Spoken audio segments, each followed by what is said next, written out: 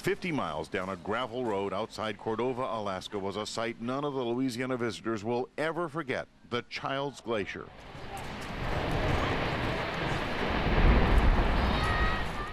By God, it's just breathtaking. I can't believe this is, a mountain of ice. It's just wonderful, beautiful. The huge wall of ice, luminescent blue in color, crackled and popped as loudly as gunshot blasts as the rushing Copper River melted away its base, and huge sections fell off with tremendous explosions.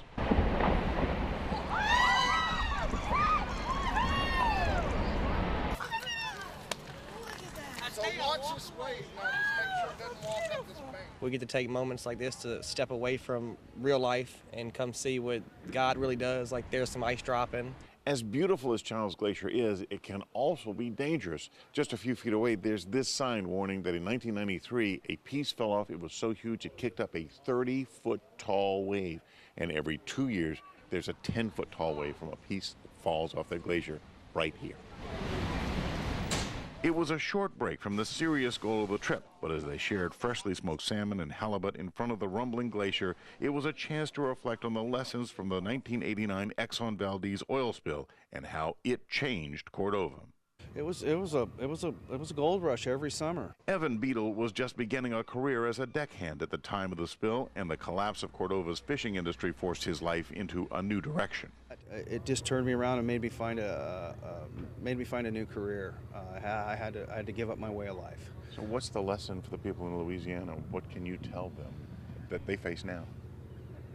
Do not put your destiny in anybody's hands but yourselves. And now he worries about how the continuing recovery in Cordova will limit his 12-year-old son Austin's career. I love to fish whenever he takes me. It's usually a thrill. I would like my children to have that opportunity, and I believe it stole about 25 years of opportunity.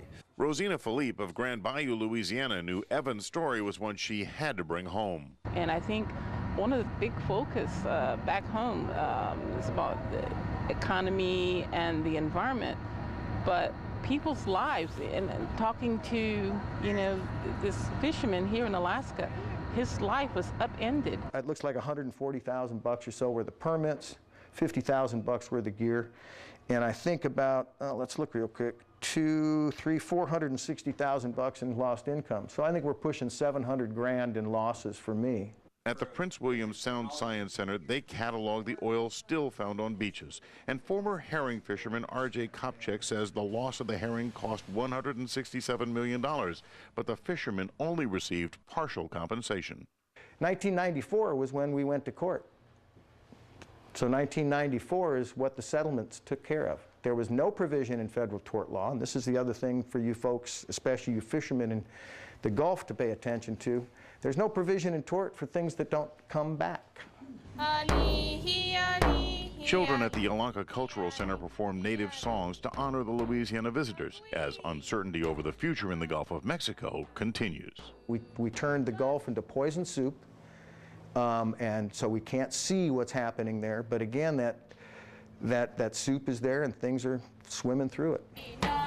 From Cordova, Alaska, with photographer Brian Lukas, I'm Bill Capo, Eyewitness News.